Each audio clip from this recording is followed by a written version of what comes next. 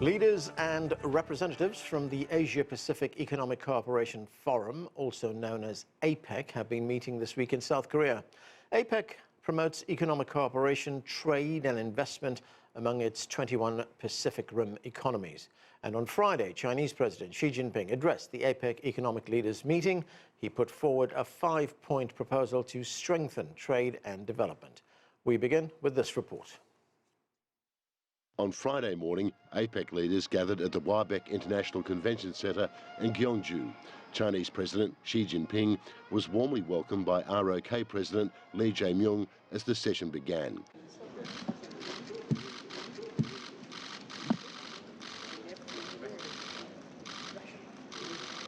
In his speech, President Xi highlighted that over the past 3 decades, APEC has driven the Asia-Pacific to the forefront of global economic growth.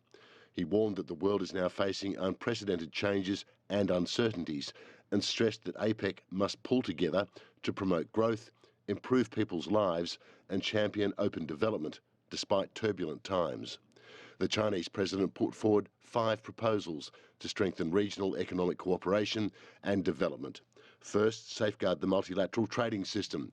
The WTO's authority must be strengthened and trade rules must be updated to better protect the legitimate rights and interests of developing countries. Second, build an open economic environment. APEC must promote trade and investment liberalisation, fiscal and financial cooperation and regional integration. This includes aligning free trade agreements such as the RCEP and CPTPP to advance the free trade area of the Asia-Pacific. Third, maintain the stability of industrial and supply chains. Expanding common interests and enhancing physical, institutional and people-to-people connectivity are key to open development in the region. Fourth, advance digital and green transformation. Technology must be harnessed to remove barriers, boost trade and deepen cooperation in green industries and clean energy. Fifth, promote universally beneficial and inclusive development. Imbalances must be addressed and sustainable globalisation should be fostered. China will pursue high-quality development of the Belt and Road Initiative with various parties to achieve common prosperity. President Xi Jinping also reaffirmed China's commitment to an open world economy. He cited the recommendations for formulating the 15th five-year plan from 2026, which China will take as an opportunity to deepen reform, expand high-standard opening up and create new opportunities for the Asia-Pacific and the world. Now, to discuss all of this, joining me from France is Liang. She is Chair Professor in Economics at Willamette University. Also with us from Santiago is Jorge Heine. He is a former Chilean ambassador to China. And joining the discussion too from Moscow is Andrey Kortunov. He is a former Director General for the Russian International Affairs Council. Welcome to all of you. Liang, let me start with you, and let's start by looking at those 5 proposals, or the 5-point proposal put forward by Chinese President Xi Jinping. The goal is to build the Asia-Pacific community, build its economies there, and also promote globalization. What were your main takeaways from that address? Yeah, good to be with you, Anna, and the panelists. Well, I think these 5 proposals are really practical and they really speak to the current theme of the APEC summit. As we know, the current multilateral trading system is really under attack, mostly due to United States unilateral aggression to tear apart the current multilateral trading system. So I think the first and foremost, as President Xi Jinping mentioned, is that countries need to come together and safeguard the multilateral system. So the way to safeguard it, of course, is by joining together these regional integration plans such as RCEP or PCTPP, as well as to foster the kinds of open and free kind of trade and investment facilitation, and also the idea to harness the technologies to digitalize, to use AI to improve the supply chain resilience, stability, trade, and also develop green economies, inclusive developments. I think all of these are really important and vital for this region, and also I think for the global economy going forward, to really participate in the global economy and to really promote their inclusive and equitable development. So, Yan Liang, in addition to promoting trade liberalization, President Xi also noted that over the past 30 years, APEC has helped make the Asia-Pacific the most dynamic region in the global economy. These, of course, comprise 21 economies. I mean, how important is this region and its economic development and its trade growth as a driver of global growth? And how important will it be, given those challenges that you were talking about, in the years ahead? Right. So as you know, this group really consists of, United States, China, Russia, South Korea, Japan, many of these very large and very dynamic economies. So I think it is important, and this group also represents about 50% of the global GDP, 40% of the population of the world, and it's definitely promoting trade, investment, technological innovations among themselves, but also really help to drive the economic growth of the world. As a matter of fact, in the 10 years after the inception of the APEC group, they contributed about 70% to the global GDP growth, and that momentum continues to build on. But that said, I know that we know that President Trump basically left before the first session of the APEC summit. So I think that just goes to show, right, that the United States seemed to exit itself from this kinds of global multilateral platform. And so I think that all the more makes it important that the rest, right, of the region, the economies, would have to step up and try to, lead themselves by examples to embrace open trade, investment, cooperation, sustainable development, inclusive development, and really kind of work together at a mutually, equally beneficial and equal way, respectful way. So I think this really will help to lead their own economy forward, but also help the global economy to really resume the kind of growth momentum after COVID and after all this attack on the international trading system. Ambassador Jorge Heine, President Xi, in his address, also made the case to promote multilateralism, in fact, to revive multilateralism, and also to promote globalization as well. I mean, we just talked about some of the challenges that faces right now. President Xi also stressed the importance of trade rules and the World Trade Organization. I mean, how important is all of this, especially for developing countries? Well, it is absolutely vital. Let me underscore that APEC, when it was founded in 1989, was really at the forefront of promoting free trade across the Pacific. It has now become one of the significant forces in promoting trade liberalization in the world and in the most dynamic part of the world, which is the Asia Pacific. In that regard, it seems to me, the other thing I would like to underscore is the degree to which the Asia Pacific isn't just a very dynamic, and particularly East Asia, very dynamic area of the world in terms of economic growth, but also in terms of its diplomatic dynamism and activities. So the action in many ways is taking place in Asia. And it seems to me that President Xi's emphasis on free trade on the one hand and on multilateralism puts that very much front and center. China, of course, in these very difficult times for free trade and for multilateralism, is standing up for those values that have made, the world progress as much as it has. And in these troubled times, it seems to me, it's a very significant and very important message. And Ambassador Heine, how great is the risk if that countries don't play by the rules? I mean, these are rules that they have signed on to. If they don't play by those rules, then the more vulnerable countries, and these are countries in the global south, developing countries, could get left behind. Well, of course. And let me underscore the following.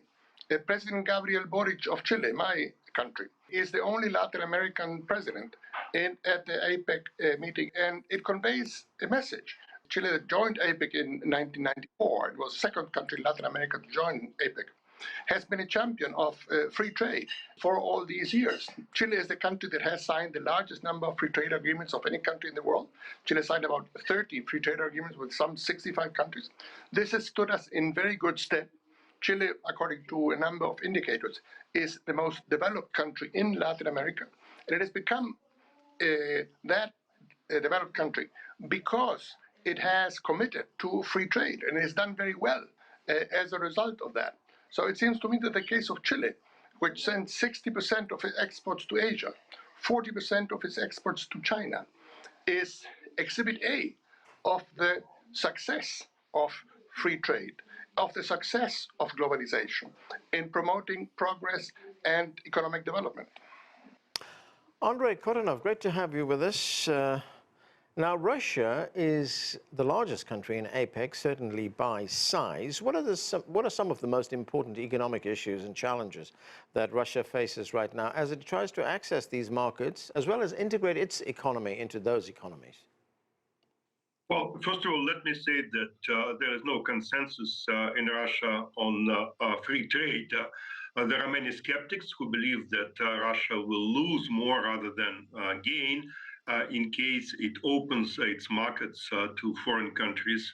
On the other hand, definitely there is a very strong pivot to Asia underway. And that means that Russia should turn not only to China, which remains by far the most important trading partner of the Russian Federation in Asia and in the world at large, but also it should explore opportunities with other potential partners in the region. For instance, Russia is looking at ASEAN countries and sees many opportunities there. It would like to restore some of its former economic relations with countries like South Korea and Japan. And this is possible only if the Asia-Pacific economic system remains integrated, if the system is not split into pieces, if institutions like APEC are still in place. And that's why I think it is definitely in Russia's fundamental interest to see APEC developing further and embracing new dimensions of cooperation, new formats of multilateral interaction. It is not easy. I think Russia still has to learn the art of multilateralism, but I think that it is in Russia's best interest to make progress in this direction.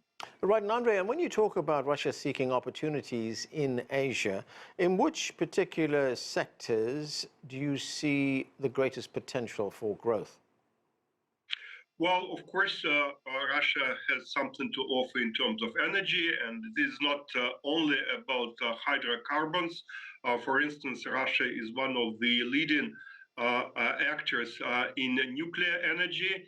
I think that we can talk about Russian agricultural export, which has a lot of potential in Asia. Asia stands out as by far the largest food market in the world. Russia can play a role in building transportation and logistical corridors in Asia. And of course, the challenge is how to get Russia integrated into Asian production and high-tech chains. It is not easy, but that's the way to go. It's not just about trade, it's also about investment and joint projects in industries. Liang, what are your views on free trade, liberalizing the trading system around the world? I mean, it was something that was brought up by President Xi, because we know that China continues to be an advocate for opening up. I mean, we also heard that theme at the plenum, the recent plenum that took place in Beijing. So how critical is this for growth?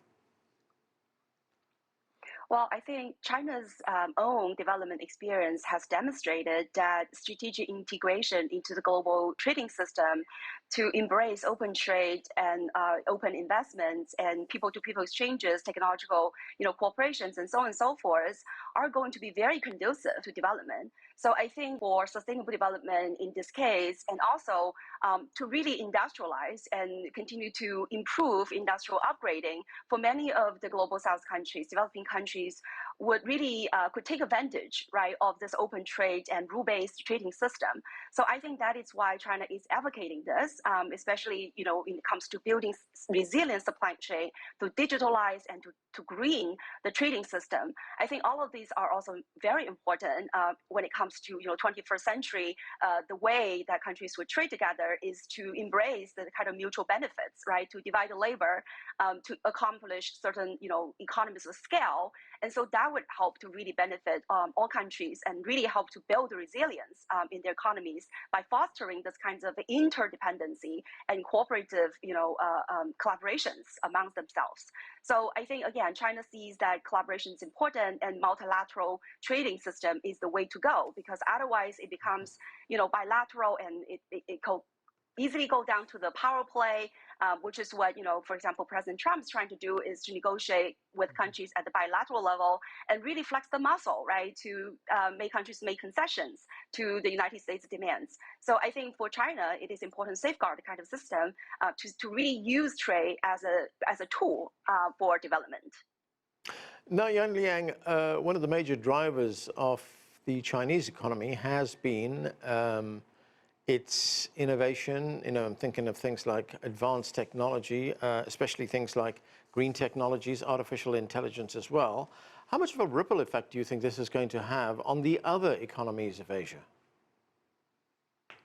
Right. So we know for Asian regions, the integration of supply chain, the technological cooperations are really important, are vital, because intra-regional trade account for about 60% of this region's trade. And all of these are really the inside, inter-industry, right? So there are a lot of industrial inputs going back and forth and to, manufacture the final product. And so that's why I think the kinds of division of labor, the kinds of carve up the supply chain to cooperate and to also share technologies are all the more important when it comes to especially green energies, green products, green technologies. I think if we can foster more cooperative, right, in terms of supply chain, this is going to help countries to promote the technological innovations and also to make their supply chain more resilient. So one of the themes of this APEC summit is to utilize AI and digital tools to upgrade trade, to upgrade economy, to upgrade industrialization. So I think what China can do in this case is really help to, for example, build a lot of the infrastructure, build the digital network, and also to share open sourced, right, AI with many of the countries. So again, that is very different than the United States model, where it wanted to monopolize AI, wants to use AI only, right, for profitable opportunities for their oligarchs. So I think in that sense, many of these Asian countries could really join force together, safeguard the trading system, to develop technologies together, and also develop a common framework for governance and to ensure data flows and data privacy and data protection. I think all of these are really important as the regions forge ahead. Ambassador Heine, as we hear, the world is rapidly changing and evolving right now when we look at these new technologies that are coming onto the market. And it's something that we've talked about before. I mean, how great is the risk that developing countries could get left behind? I mean, we often hear this talk about a digital divide. As economies evolve, as technologies evolve, I mean, how do developing countries keep up with all these changes? Well, I think that's a great question. And, a lot of people say that what we're seeing in terms of AI, in terms of artificial intelligence, is, the biggest revolution of our time. It upends many of the established verities, much of the conventional wisdom, and therefore, developing nations have to get on that track, which is why digital connectivity is absolutely central. We have this extraordinary situation in which, for example, there is no internet fiber optic cable connecting Asia with South America. That is something that ought to happen. Chile proposed such a project some years ago to connect with China. It was derailed because of international pressures. It should be put back on the table. I think digital connectivity is very much an answer to this risk that you mentioned. Our countries cannot be left behind by this immense revolution that is taking place. And, well, you must be connected to what is happening. And if you are not, you will end up losing out. So, Ambassador, as you say, there are challenges like building that cable to connect South America with Asia. But if you take Chile as an example, what has been the experience in the country of its digital economy and its development? Well, according to some indicators, some years ago, numbers vary and so on, but Chile was the most digitized country in Latin America, according to some measures. This varies from year to year, but we have made tremendous progress. But the next step is to really link up with Asia, which is, the most dynamic region in the world today. Some people speak about an Asian century. The future is Asian, as Parag Khanna has written. And therefore, if we want to grow, if we want to, give the impetus that our region needs, we need to connect. Now, there's a lot of trade going on. As I said earlier, Chile exports 60% of the export go to Asia. But the future and the present is digital. And therefore, we have to move in that direction. Andrey Kortunov, President Xi has also called for advancing the digital as well as green transformation. I mean, how do you see cooperation between Russia and China in these areas? Well, the cooperation is natural because Russia is one of the major producers of traditional energy. China is arguably the major consumer. Both countries have to go through the energy transition. I think China so far has been somewhat more advanced in this tradition, but Russia is definitely catching up. It has certain technologies to offer. And I think that the more the two nations cooperate on this very important issue, the more benefits they can get in future. It should also have an impact on their general industrial structures, because green transition is not related to energy only. It should affect the rest of the economies. And it goes hand in hand with digitalization and with artificial intelligence and with many new technologies. That makes it even more important to make sure that Asia-Pacific region remains open in terms of new technologies, that we do not face a war between the United States and China, between the West and the rest on the issue of technological progress. Because if we have such a war, it will definitely slow down our common development, our move towards a new economic order, which is going to be quite regretful. And Andrey, how widely are digital technologies deployed in Russia right now? Well, Russia is now in the process of transition to a new digitalized model, and it goes with acceleration. For instance, if you take governance, there has been very significant change in how the country is governed. Digitalization is definitely affects all layers of governance in the country. On top of that, Russia can claim to have its own digital ecosystem. This ecosystem already generates a significant part of the national GNP. But I think that Russia needs more international cooperation, more openness to its Asian neighbors, in order to make its system more efficient and more productive, because you have to operate on larger markets if you want to be successful. And Russia is not simply big enough in terms of numbers of the population to make use of certain technological advances that it can offer. So it has to go beyond its borders. It has to engage into a broader cooperation with Asian and other countries. Liang, President Xi also held bilateral meetings from the sidelines of APEC. He held meetings with the leaders of Japan, Thailand, and Canada. How important were these bilateral meetings?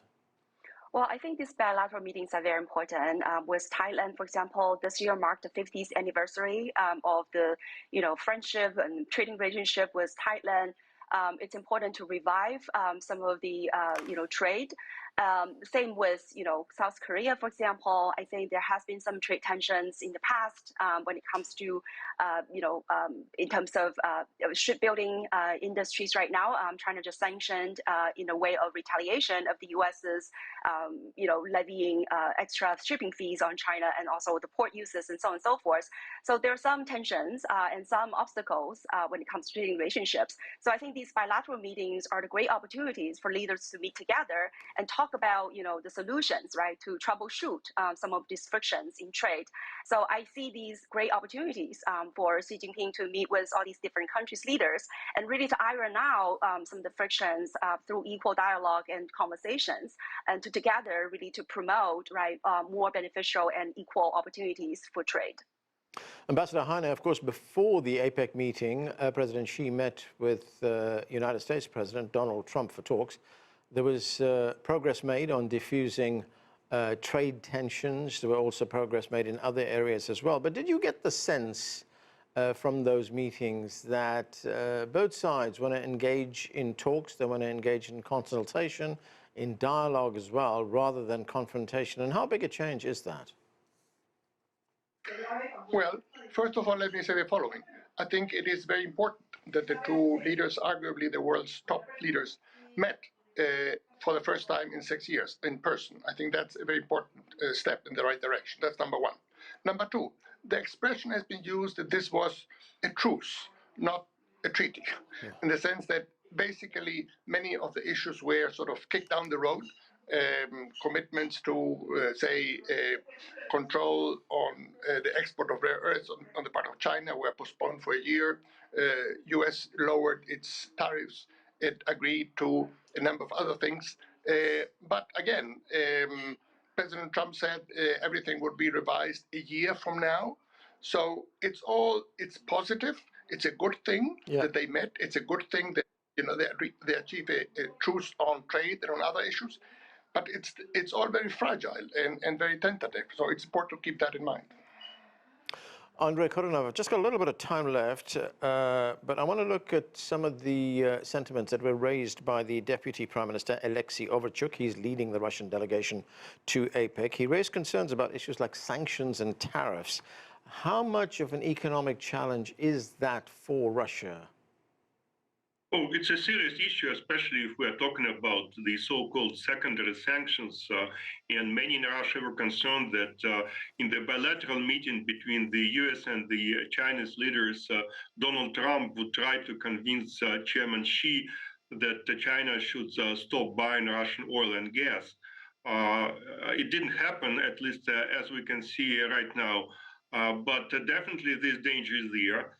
And if Russia is exposed to sanctions today, tomorrow it might be any other country, because there are no specific rules of the engagement. And that means that we should be very clear that only the United Nations Security Council can impose legitimate sanctions on nation states.